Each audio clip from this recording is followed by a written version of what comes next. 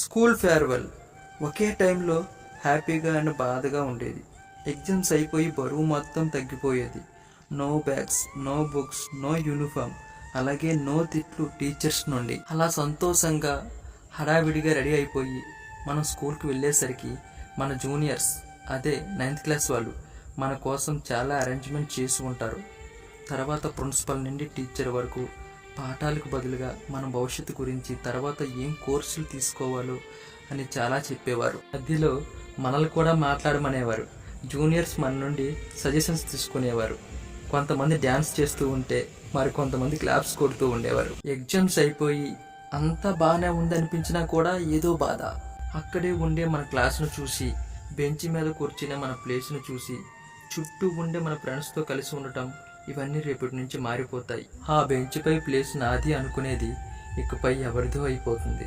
మన ఫ్రెండ్ ఇంకేదో college join అవుతారు. ఈ ఆలోచనలన్నీ మన మనసుకు బాగా గుచ్చుకునేవి. ఆ టైంలో మొదటిసారి అనిపిస్తుంది, 10th క్లాస్ అప్పుడే ఎందుకు అయిపోయింది, మళ్ళీ ఎప్పుడు అందరూ కలిసి తింటామో తెలియదు. కానీ ఆ రోజు టీచర్స్తో, జూనియర్స్తో, మన క్లాస్ వారితో కలిసి తినేవాళ్ళం. వన్ లాస్ట్ టైం మనం స్కూల్ నుంచి వెళ్ళిపోయేటప్పుడు మన బెంచెస్ మీద కూర్చోవడం, మన ఫ్రెండ్స్ పేర్లు, మన పేర్లు బెంచెస్ మీద, గోడల మీద రాసుకుని చూసుకోవడం, ఇవన్నీ చేసే ఉంటాం కదా ఆ ఫేర్వెల్ రోజు. ఇంకా ఫేర్వెల్ నుండి వెళ్ళిపోయేటప్పుడు ఎంతమంది ఏడ్చుంటారు కదా, అరే 10th ఎప్పుడు మొదలయ్యింది, ఎప్పుడు ఎండ్ అయిపోయిందిరా అని మన ఫ్రెండ్స్తో అనుకునే ఉంటాం కదా.